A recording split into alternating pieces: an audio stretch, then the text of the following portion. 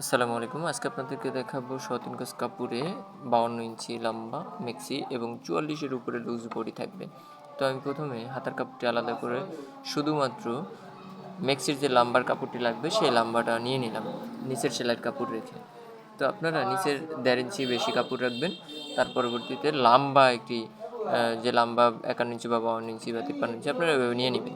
তো নেওয়ার পরে উপরে আমি যেহেতু আড়াই হাত বহর, এই জন্য আমি এই পাশের কাপড় থেকে মানে যেটা ফাড়াফার থাকে সেখান থেকে ৭ ইঞ্চি ৬.৫ ইঞ্চি এবং ৭ ইঞ্চি মহড়ার দাগ দিয়ে নিলাম। এখন আমি ৪.৫ নিচে কান্দি থেকে নিয়ে নিলাম এবং ৫.৫ ৪ পাশ নিয়ে মানে ২.৫ ইঞ্চি, তারপরে ৩.৫ ইঞ্চি চওড়া করে গলাটি রাউন্ড করে কেটে নিলাম।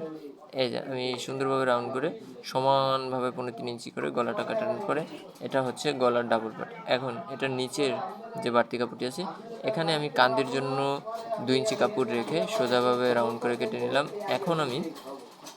এখন আমি গলাটি সোজা করে সেলাইয়ের কাপড় রেখে সুন্দরভাবে গলা কাটা শেষ। এখন হলো আমি মোড়াটা কেটে নিলাম। একদম